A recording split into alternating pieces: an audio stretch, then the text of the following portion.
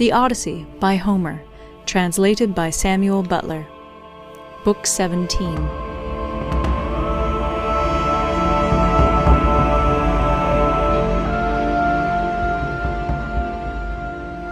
When the child of morning, rosy-fingered dawn, appeared, Telemachus bound on his sandals and took a strong spear that suited his hands, for he wanted to go into the city. "Old friend," said he to the swineherd, "I will now go to the town and show myself to my mother, for she will never leave off grieving till she has seen me. As for this unfortunate stranger, take him to the town and let him beg there of anyone who will give him a drink and a piece of bread. I have trouble enough of my own, and cannot be burdened with other people. If this makes him angry, so much the worse for him, but I like to say what I mean." Then Ulysses said, "Sir, I do not want to stay here. A beggar can always do better in town than country, for anyone who likes can give him something. I am too old to care about remaining here at the beck and call of a master. Therefore let this man do as you have just told him, and take me to the town as soon as I have had a warm by the fire, and the day has got a little heat in it. My clothes are wretchedly thin, and this frosty morning I shall be perished with cold, for you say the city is some way off." On this, Telemachus strode off through the yards, brooding his revenge upon the suitors. When he reached home, he stood his spear against a bearing-post of the cloister, crossed the stone floor of the cloister itself, and went inside. Nurse Eurycleia saw him long before anyone else did. She was putting the fleeces onto the seats, and she burst out crying as she ran up to him. All the other maids came too, and covered his head and shoulders with their kisses. Penelope came out of her room looking like Diana or Venus, and wept as she flung her arms about her son. She kissed his forehead and both his beautiful eyes. "Light of my eyes," she cried as she spoke fondly to him. "Oh, so you are come home again. I made sure I was never going to see you any more. To think of your having gone off to Pylos without saying anything about it or obtaining my consent. But come, tell me what you saw." "Do not scold me, mother," answered Telemachus, "nor vex me, seeing what a narrow escape I have had, but wash your face, change your dress, go upstairs with your maids, and promise full and sufficient hecatombs to all the gods, if Jove will only grant us our revenge upon the suitors. I must now go to the place of assembly to invite a stranger who has come back with me from Pylos. I sent him on with my crew, and told Piraeus to take him home and look after him till I could come for him myself." She heeded her son's words, washed her face, changed her dress, and vowed full and sufficient hecatombs to all the gods if they would only vouchsafe her revenge upon the suitors. Telemachus went through, and out of the cloisters, spear in hand, not alone, for his 2 fleet dogs went with him. Minerva endowed him with a presence of such divine comeliness that all marvelled at him as he went by, and the suitors gathered round him with fair words in their mouths and malice in their hearts. But he avoided them, and went to sit with Mentor, Antiphus, and Halitherses, old friends of his father's house, and they made him tell them all that had happened to him. Then Piraeus came up with Theoclymenus, whom he had escorted through the town to the place of assembly, whereon Telemachus at once joined them. Piraeus was the first to speak. "Telemachus," said he, "I wish you would send some of your women to my house to take away the presents Menelaus gave you." "We do not know, Piraeus," answered Telemachus, "what may happen. If the suitors kill me in my own house and divide my property among them, I would rather you had the presents than that any of those people should get hold of them.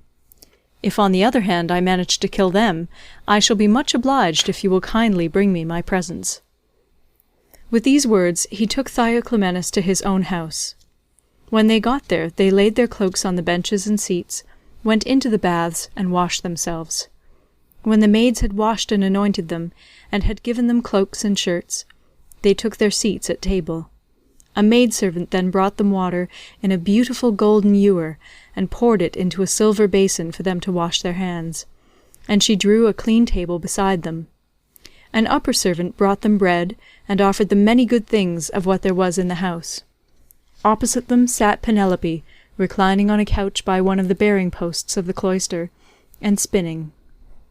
Then they laid their hands on the good things that were before them, And as soon as they had had enough to eat and drink, Penelope said, "Telemachus, I shall go upstairs and lie down on that sad couch, which I have not ceased to water with my tears, from the day Ulysses set out for Troy with the sons of Atreus.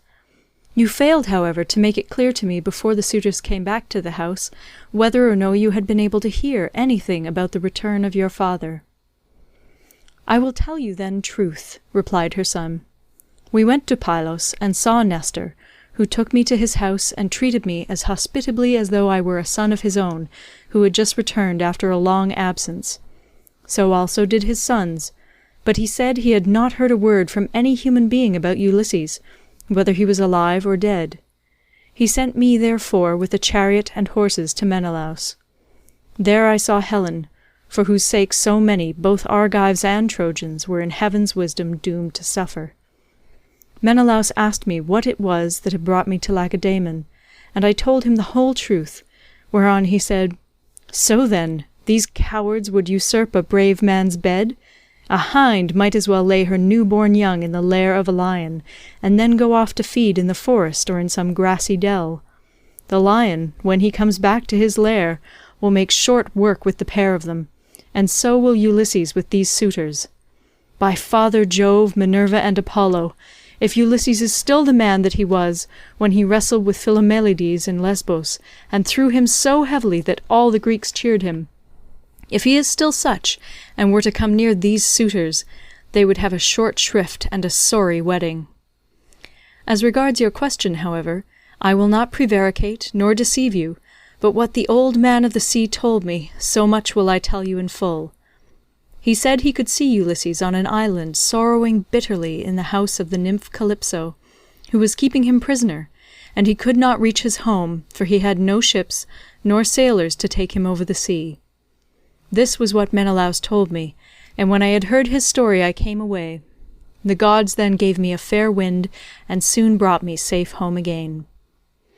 With these words he moved the heart of Penelope. Then Theoclymenus said to her, "Madam, wife of Ulysses, Telemachus does not understand these things. Listen therefore to me, for I can divine them surely, and will hide nothing from you. May Jove the King of Heaven be my witness, and the rites of hospitality, with that hearth of Ulysses to which I now come, that Ulysses himself is even now in Ithaca, and, either going about the country or staying in one place, is inquiring into all these evil deeds, and preparing a day of reckoning for the suitors. I saw an omen when I was on the ship which meant this, and I told Telemachus about it." "May it be even so," answered Penelope. "If your words come true, you shall have such gifts and such goodwill from me that all who see you shall congratulate you." Thus did they converse. Meanwhile the suitors were throwing discs, or aiming with spears at a mark on the levelled ground in front of the house, and behaving with all their old insolence. But when it was now time for dinner, and the flock of sheep and goats had come into the town from all the country round, with their shepherds as usual, then Medon, who was their favourite servant, and who waited upon them at table, said, "Now then, my young masters, you have had enough sport, so come inside, that we may get dinner ready. Dinner is not a bad thing at dinner time." They left their sports as he told them, and when they were within the house, they laid their cloaks on the benches and seats inside, and then sacrificed some sheep, goats, pigs, and a heifer, all of them fat and well grown. Thus they made ready for their meal. In the meantime, Ulysses and the swineherd were about starting for the town, and the swineherd said, "Stranger, I suppose you still want to go to town today, as my master said you were to do. For my own part, I should have liked you to stay here as a station hand, but I must do as my master tells me, or he will scold me later on, and a scolding from one's master is a very serious thing. Let us then be off, for it is now broad day. It will be night again directly, and then you will find it colder." "I know and understand you," replied Ulysses. "You need say no more. Let us be going, but if you have a stick ready cut, let me have it to walk with, for you say the road is a very rough one." As he spoke, he threw his shabby old tattered wallet over his shoulders by the cord from which it hung, and Eumaeus gave him a stick to his liking. The two then started, leaving the station in charge of the dogs and herdsmen who remained behind. The swineherd led the way, and his master followed after, looking like some broken-down old tramp as he leaned upon his staff, and his clothes were all in rags. When they had got over the rough, steep ground, and were nearing the city, they reached the fountain from which the citizens drew their water. This had been made by Ithaca, Narrates, and Polyctor. There was a grove of water-loving poplars planted in a circle all round it, and the clear, cold water came down to it from a rock high up, while above the fountain there was an altar to the nymphs, at which all wayfarers used to sacrifice. Here Melanthius, son of Dolius, overtook them as he was driving down some goats, the best in his flock, for the suitors' dinner, and there were 2 shepherds with him. When he saw Eumaeus and Ulysses, he reviled them with outrageous and unseemly language, which made Ulysses very angry. "There you go," cried he, "and a precious pair you are. See how heaven brings birds of the same feather to one another. Where, pray, master swineherd, are you taking this poor miserable object?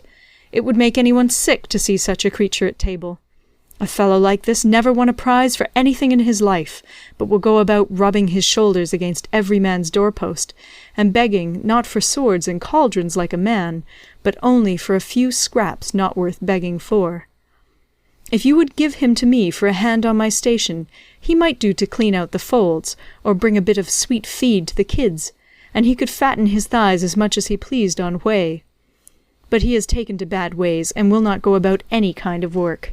He will do nothing but beg victuals all the town over, to feed his insatiable belly. I say, therefore, and it shall surely be, if he goes near Ulysses' house, he will get his head broken by the stools they will fling at him, till they turn him out." On this, as he passed, he gave Ulysses a kick on the hip out of pure wantonness, but Ulysses stood firm, and did not budge from the path. For a moment he doubted whether or no to fly at Melanthius and kill him with his staff, or fling him to the ground and beat his brains out. He resolved, however, to endure it, and keep himself in check, but the swineherd looked straight at Melanthius and rebuked him, lifting up his hands and praying to heaven as he did so. "Fountain nymphs," he cried, "children of Jove, if ever Ulysses burned you thigh bones covered with fat, whether of lambs or kids, grant my prayer that heaven may send him home. He would soon put an end to the swaggering threats with which such men as you go about insulting people gadding all over the town, while your flocks are going to ruin through bad shepherding." Then Melanthius the goatherd answered, "You ill-conditioned cur, what are you talking about? Some day or other I will put you on board ship, and take you to a foreign country where I can sell you and pocket the money you will fetch. I wish I were as sure that Apollo would strike Telemachus dead this very day, or that the suitors would kill him, as I am that Ulysses will never come home again." With this he left them to come on at their leisure, while he went quickly forward and soon reached the house of his master. When he got there he went in and took his seat among the suitors, opposite Eurymachus, who liked him better than any of the others. The servants brought him a portion of meat, and an upper woman servant set bread before him that he might eat. Presently Ulysses and the swineherd came up to the house and stood by it, amid a sound of music, for Phemius was just beginning to sing to the suitors. Then Ulysses took hold of the swineherd's hand, and said, "Eumaeus, this house of Ulysses is a very fine place. No matter how far you go, you will find few like it. One building keeps following on after another. The outer court has a wall with battlements all round it. The doors are double folding and of good workmanship. It would be a hard matter to take it by force of arms. I perceive, too, that there are many people banqueting within it, for there is a smell of roast meat, and I hear a sound of music, which the gods have made to go along with feasting." Then Eumaeus said, "You have perceived aright, as indeed you generally do. But let us think what will be our best course. Will you go inside first and join the suitors, leaving me here behind you, or will you wait here and let me go in first? But do not wait long, or someone may see you loitering about outside and throw something at you. Consider this matter, I pray you." And Ulysses answered, "I understand and heed. Go in first and leave me here where I am. I am quite used to being beaten and having things thrown at me. I have been so much buffeted about in war and by sea that I am case-hardened, and this too may go with the rest. But a man cannot hide away the cravings of a hungry belly. This is an enemy which gives much trouble to all men. It is because of this that ships are fitted out to sail the seas, and to make war upon other people." As they were thus talking, a dog that had been lying asleep raised his head and pricked up his ears. This was Argos, whom Ulysses had bred before setting out for Troy, but he had never had any work out of him. In the old days he used to be taken out by the young men when they went hunting wild goats, or deer, or hares, but now that his master was gone, he was lying neglected on the heaps of mule and cow dung that lay in front of the stable doors, till the men should come and draw it away to manure the great close, and he was full of fleas. As soon as he saw Ulysses standing there, he dropped his ears and wagged his tail, but he could not get close up to his master.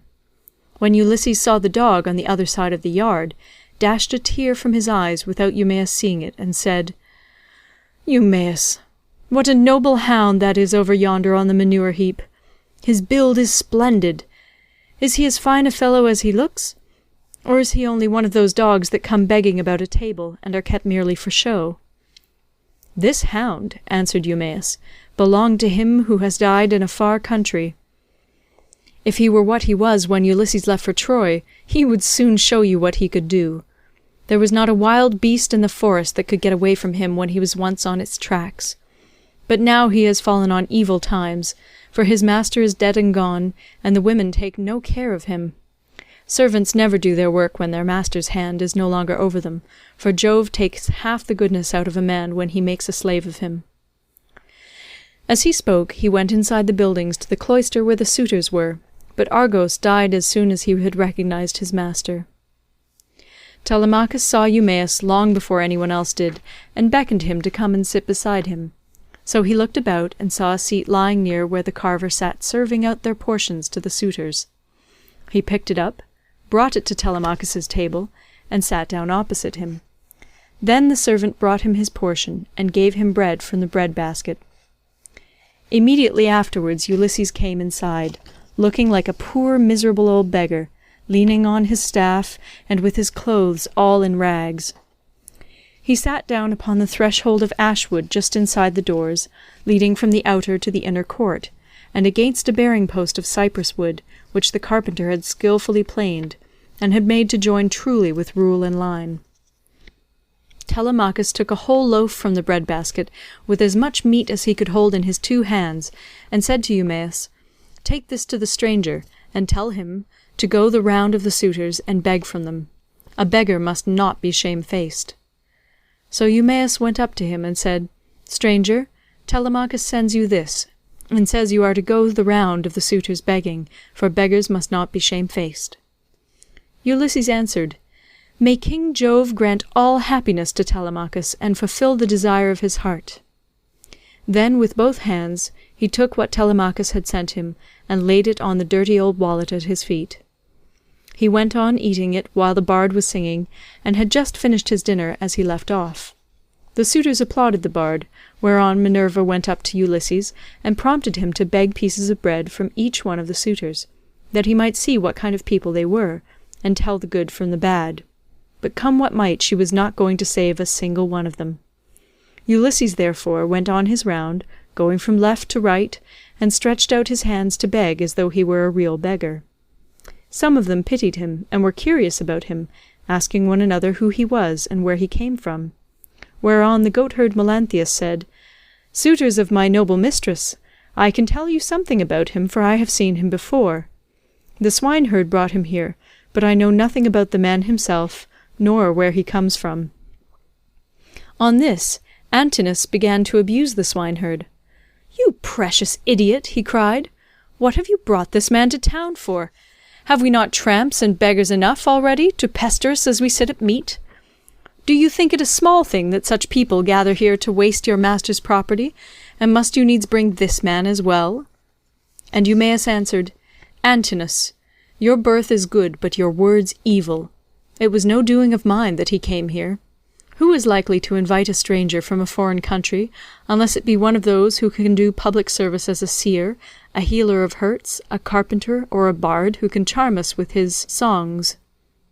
Such men are welcome all the world over, but no one is likely to ask a beggar who will only worry him. You are always harder on Ulysses' servants than any of the other suitors are, and above all on me, but I do not care so long as Telemachus and Penelope are alive and here." But Telemachus said, "Hush, do not answer him. Antinous has the bitterest tongue of all the suitors, and he makes the others worse." Then turning to Antinous, he said, "Antinous, you take as much care of my interests as though I were your son. Why should you want to see this stranger turned out of the house? Heaven forbid. Take something and give it him yourself. I do not grudge it. I bid you take it. Never mind my mother, nor any of the other servants in the house. But I know you will not do what I say, for you are more fond of eating things yourself than of giving them to other people." "What do you mean, Telemachus?" replied Antinous, "by this swaggering talk? If all the suitors were to give him as much as I will, he would not come here again for another 3 months." As he spoke, he drew the stool on which he rested his dainty feet from under the table, and made as though he would throw it at Ulysses, but the other suitors all gave him something, and filled his wallet with bread and meat. He was about, therefore, to go back to the threshold and eat what the suitors had given him, but he first went up to Antinous and said, "Sir, give me something. You are not surely the poorest man here. You seem to be a chief, foremost among them all. Therefore you should be the better giver, and I will tell far and wide of your bounty. I too was a rich man once, and had a fine house of my own. In those days I gave to many a tramp such as I now am, no matter who he might be nor what he wanted. I had any number of servants, and all the other things which people have who live well and are accounted wealthy. But it pleased Jove to take all away from me. He sent me with a band of roving robbers to Egypt. It was a long voyage, and I was undone by it. I stationed my ships in the river Aegyptus, and bade my men stay by them and keep guard over them, while we sent out scouts to reconnoitre from every point of vantage. But the men disobeyed my orders, took to their own devices, and ravaged the land of the Egyptians, killing the men, and taking their wives and children captives. The alarm was soon carried to the city, and when they heard the war cry, the people came out at daybreak till the plain was filled with soldiers, horse and foot, and with the gleam of armour. Then Jove spread panic among my men, and they would no longer face the enemy, for they found themselves surrounded. The Egyptians killed many of us, and took the rest alive to do forced labour for them. As for myself, they gave me to a friend who met them, to take to Cyprus, Demeter by name, son of Iasus, who was a great man in Cyprus. Thence I am come hither in a state of great misery." Then Antinous said, "What god can have sent such a pestilence to plague us during our dinner? Get out into the open part of the court, or I will give you Egypt and Cyprus over again for your insolence and importunity. You have begged of all the others, and they have given you lavishly, for they have abundance round them, and it is easy to be free with other people's property when there is plenty of it." On this Ulysses began to move off, and said, "Your looks, my fine sir, are better than your breeding. If you were in your own house you would not spare a poor man so much as a pinch of salt, for though you are in another man's and surrounded with abundance, you cannot find it in you to give him even a piece of bread." This made Antinous very angry, and he scowled at him, saying, "You shall pay for this before you get clear of the court." With these words he threw a footstool at him, and hit him on the right shoulder blade near the top of his back. Ulysses stood firm as a rock, and the blow did not even stagger him, but he shook his head in silence as he brooded on his revenge. Then he went back to the threshold, and sat down there, laying his well-filled wallet at his feet. "Listen to me," he cried, "you suitors of Queen Penelope, that I may speak even as I am minded. A man knows neither ache nor pain if he gets hit while fighting for his money, or for his sheep or his cattle, and even so Antinous has hit me while in the service of my miserable belly, which is always getting people into trouble. Still, if the poor have gods and avenging deities at all, I pray them that Antinous may come to a bad end before his marriage." "Sit where you are and eat your victuals in silence, or be off elsewhere," shouted Antinous. "If you say more, I will have you dragged hand and foot through the courts, and the servants shall flay you alive." The other suitors were much displeased at this, and one of the young men said, "Antinous, you did ill in striking that poor wretch of a tramp. It will be worse for you if he should turn out to be some god, and we know the gods go about disguised in all sorts of ways as people from foreign countries, and travel about the world to see who do amiss and who righteously." Thus said the suitors, but Antinous paid them no heed. Meanwhile Telemachus was furious about the blow that had been given to his father, and though no tear fell from him, he shook his head in silence and brooded on his revenge. Now when Penelope heard that the beggar had been struck in the banqueting cloister, she said before her maids, "Would that Apollo would so strike you, Antinous." And her waiting woman Eurynome answered, "If our prayers were answered, not one of the suitors would ever again see the sun rise." Then Penelope said, "Nurse, I hate every single one of them, for they mean nothing but mischief, but I hate Antinous like the darkness of death itself. A poor unfortunate tramp has come begging about the house for sheer want. Every one else has given him something to put in his wallet, but Antinous has hit him on the right shoulder-blade with a footstool." Thus did she talk with her maids as she sat in her own room, and in the meantime Ulysses was getting his dinner. Then she called for the swineherd and said, "Eumaeus, go and tell the stranger to come here. I want to see him and ask him some questions. He seems to have travelled much, and he may have seen or heard something of my unhappy husband." To this you answered, O swineherd Eumaeus, "If these Achaeans, madam, would only keep quiet, you would be charmed with the history of his adventures. I had him 3 days and 3 nights with me in my hut, which was the first place he reached after running away from his ship, and he has not yet completed the story of his misfortunes. If he had been the most heaven-taught minstrel in the whole world, on whose lips all hearers hang entranced, I could not have been more charmed as I sat in my hut and listened to him. He says there is an old friendship between his house and that of Ulysses, and that he comes from Crete, where the descendants of Minos live, after having been driven hither and thither by every kind of misfortune. He also declares that he has heard of Ulysses as being alive, and near at hand among the Thesprotians, and that he is bringing great wealth home with him." "Call him here, then," said Penelope, "that I too may hear his story. As for the suitors, let them take their pleasure indoors or out as they will, for they have nothing to fret about. Their corn and wine remain unwasted in their houses, with none but servants to consume them, while they keep hanging about our house day after day, sacrificing our oxen, sheep, and fat goats for their banquets, and never giving so much as a thought to the quantity of wine they drink. No estate can stand such recklessness, for we have now no Ulysses to protect us.